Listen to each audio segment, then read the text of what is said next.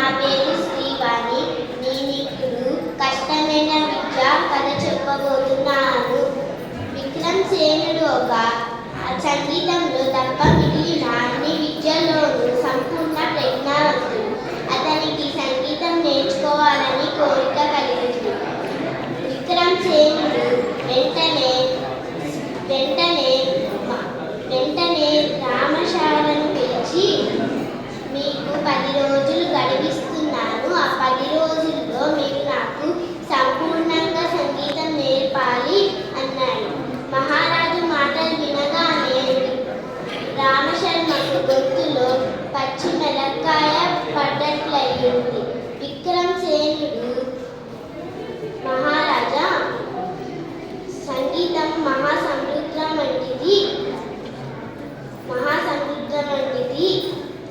కనీసం 6-7 సంవత్సరాలైనా నేర్చుకోవాలి అన్నాడు.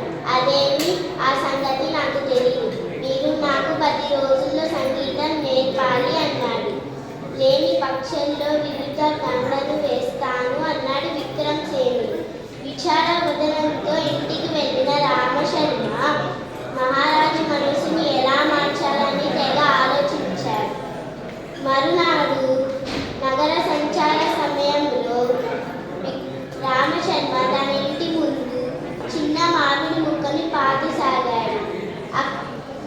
అక్కడకు వచ్చిన విక్రమసేనుడు, ఎందుకు ఇంత చిన్న మామిడి ముక్కను పాతుతున్నారు అని ప్రశ్నించాడు.